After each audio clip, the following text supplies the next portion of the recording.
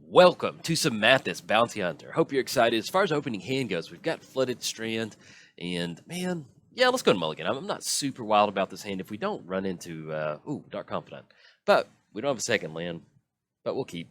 Yep, we'll make this work. Try our best. Hopefully he's skirting. Let's go put that on the bottom. Symbol of the Legion, we don't need you right now. Let's go lead off with the Battlefield Forge, and then anything else. We're going to go and pass the turn. Yeah, probably, maybe could have kept that opening hand, but you want to get some card draw with this deck, and pretty much it, yeah. Want some card draw. We're playing Mathas, Fiend, Sinker, Menace. At the beginning of your end step, put a bounty counter on target creature an opponent controls. For as long as that creature has a bounty counter on it, it has whenever this creature dies, each opponent draws a card and gains 2 life. Playing against Phenax, God of Deception, Devotion 7 turns into a creature. Creatures you control have target player puts the top X card of his or her library into the graveyard, where X is that creature's toughness. Tap ability activation. See if our opponent said something. Hey, awesome, man. Best of luck. Best of luck. That's really cool. I always enjoy meeting people in the chat, and I feel bad because during my Wasitora video, I met somebody, and they were like, "Hey, man, I watched your channel." I'm like, "Cool, dude."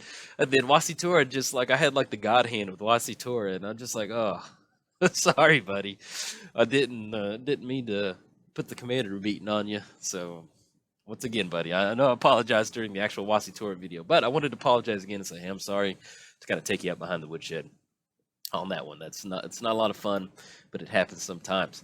All right, so we did cover both commanders. Free time, we can talk about whatever we want, but also the main thing that we need to talk about is getting a second land. Sacred Foundry. What to say? If we can just get a black source, the last thing we need is another red-white source.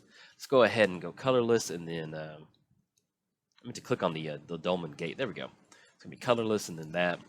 Get that down, and then we're going to go and pass the turn. So hopefully if we draw into a black source, our opponent gets down something like Urborg, we'll be online for Dark Confidant, then we get the card draw going from there. Opponent did get down a Drowned Catacomb, which normally, like a newer card comes out in some of the standard sets, I don't really pick up. If the art's really cool, I'll pick it up. But the new check lands look pretty good. The, where is it? Yeah, the Rootbound Crag. Oh, love that card. My buddy got me we have a group of friends. It's about 10 or 12 of us, and we always do a Christmas dinner. Everybody's God of the Dead. Okay, we're gonna go and pass the turn. We always do a Christmas dinner together, and then we do a Secret Santa amongst the group, to where it's not really like a traditional Secret Santa. It's just kind of like, hey, we all throw our names in a hat, and then whoever you draw, you get a present for them at our annual Christmas party. And so my buddy got me, and he got me a Bob Ross figurine, like one of those little Funko Pop things. Really cool. Love it. Got me that. He got me a mug from our favorite. We went to college together, so he got me a mug. Let's go get the mountain down. Anything else? We're going to go past the turn. He also got me a mug from our favorite bookstore from our college town. They have a lot of, it's called Recycled, actually, if you want to look them up. And from Denton. Really cool. Got me a mug from that. And then he also got me a magic pack. And then in that magic pack, I opened up a Rootbound Crag. And I was explaining to him that I really enjoy the Rootbound Crag, and that it's really cool because it's one of the few land cards that I've seen that has a creature in it with the Rootbound Crag. So I thought that was really cool. Really like it. Opponent's going to go for Ashiok. Get the Cabal and then Crawler. Man, this is hopefully we can get out from underneath this. Let's see if we can. We do have a couple different options to deal with Ashiok. We do have Dreadbore in here, and we should have Hero's Downfall hanging around somewhere. Oh, wonderful. Arid Mesa. Let's go and get that down. Yeah, we can actually safely get down Dark Confidant. When did our opponent get down Urborg? They played it last turn. Okay, good. I was like, man, did I get wrapped up in story time and miss that? Let's go ahead and get down. Let's go for Dark Confidant. I think that's going to be our best bet. Yeah, because we do have Bitterheart Witch. Yeah, let's do that. Let's go for Dark Confidant. If our opponent wants to take care of it, they can take care of it. We do have Bitterheart Witch, so we can get down Bitterheart Witch. We can also get in the spots where we go Obnixilis on the Bitterheart Witch and grab, what is it, Overwhelming Splendor? I'm going to hop over there real quick. And then also, I know I said it in another video, but I am on my, I have a dual monitor.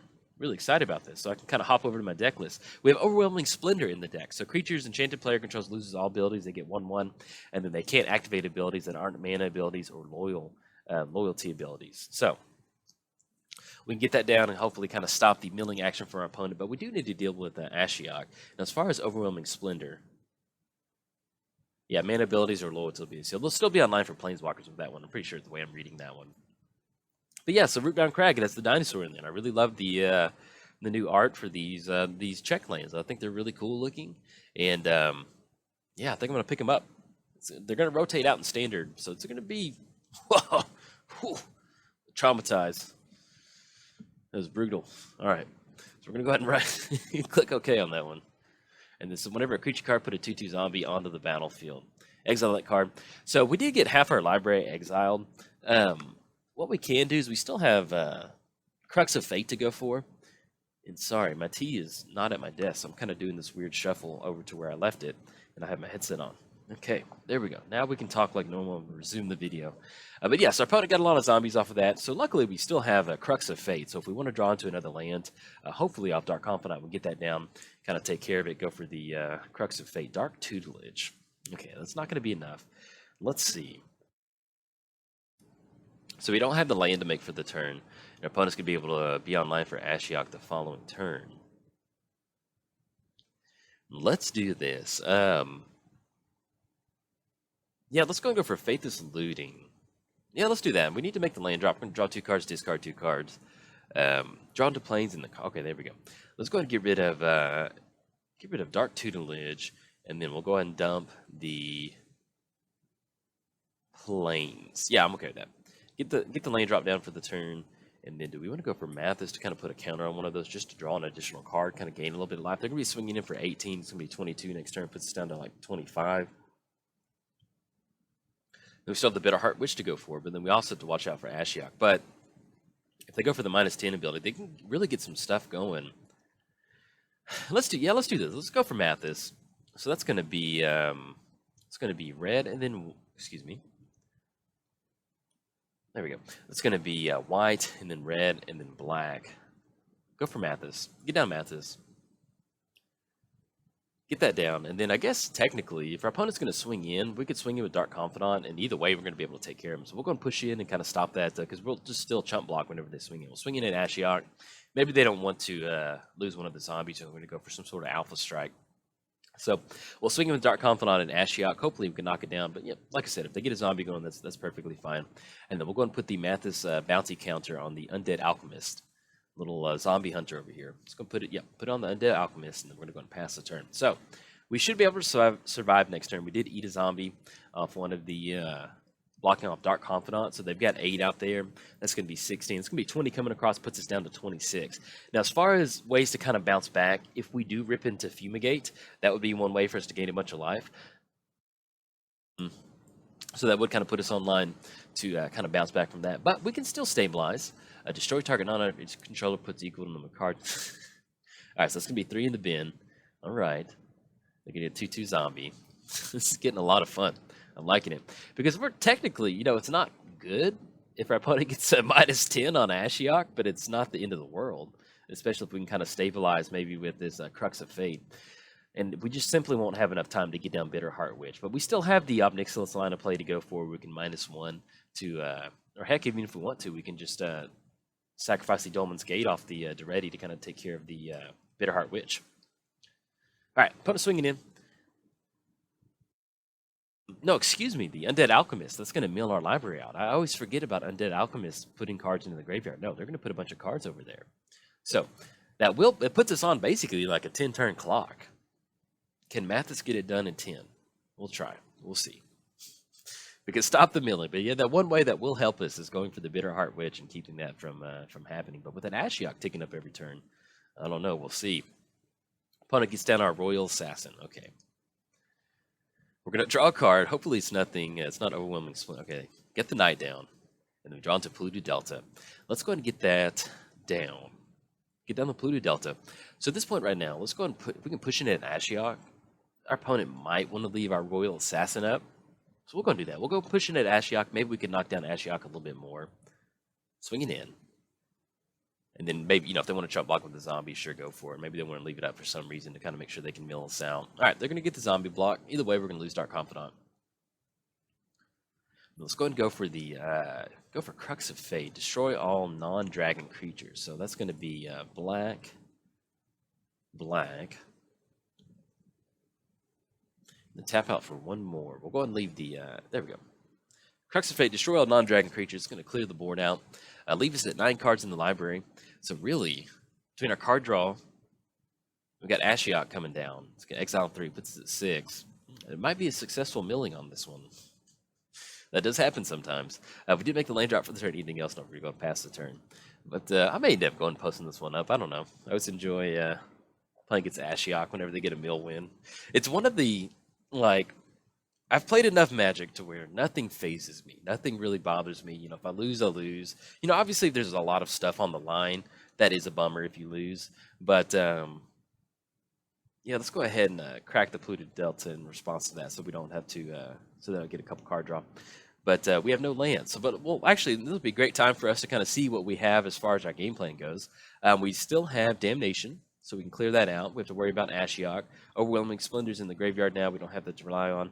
In some weird scenario world, we do have a Symbol of the Legion, so that's something we can work towards. And then we also have Painful Truce, which you don't really want to cast because we'll be drawing a bunch of cards. So we'll go and get the heat down. We might have had a lane in there. I don't know.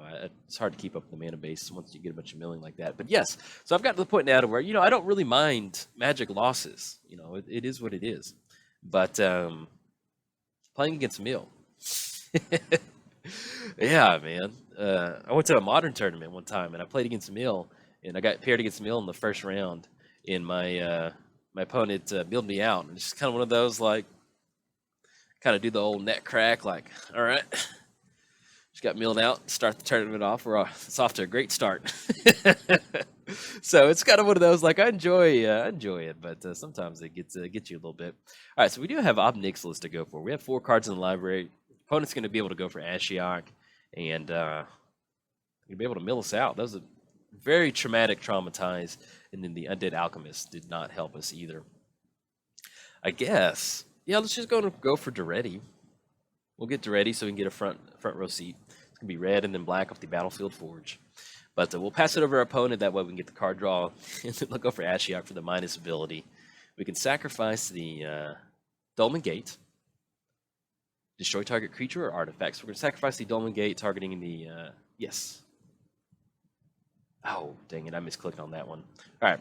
Anyway, we're out next turn because our opponent goes for Ashiok +3. It's going to get rid of the card in the hand, and then we have the draw for the next turn. And then the following turn, we're out. So go and kick it over there. But yeah, so losing to Mill, that's kind of one of those, like, I played enough Magic to where it doesn't bother me, but I still kind of gets my feathers ruffled on the inside a little bit. I'm just like, oh. So, good game to our opponent. Good game. You know, and one of the, hey, I played Sultai Planeswalkers in Modern one time. Not one time, but I have in the past. And, you know, going for it, like, one of the win conditions of that Sultai Planeswalker deck is, like, literally just getting the board state established and just using Ashiok to mill your entire opponent out. Like, 3 cards at a time. I mean, it's going to get it done if you get in the spots where you can go for the Ashiok, go for the minus ability. You get a bunch of, you get down Kiora, kind of start fogging out our opponent's stuff. And it's pretty fun. I mean, it's one of those where your opponent's just kind of like, all right, the opponent's going to get an Ashiok win. And the next thing you know, you're like, yeah, we are. We're going to get it. We're going to go there. All right, I'm going to swing in from our opponent. We have no card to draw for the turn, and we lose. So, good game to our opponent. Oh, you know, a mill win is always honored. It is always well earned. That Traumatize was absolutely brutal. And then the Undead Alchemist, I completely forgot about when it deals combat damage, they exile that much stuff instead. So that was a really good interaction like that. So for all of the mill fans out there, you know, we also opponent did get in Mindcrank too. So we'll go ahead and post this one up. And then if you're a fan of Ashiok, just taking over the board state. Hope you enjoyed this video. In fact, if you enjoyed it, like and subscribe. Thanks. Bye.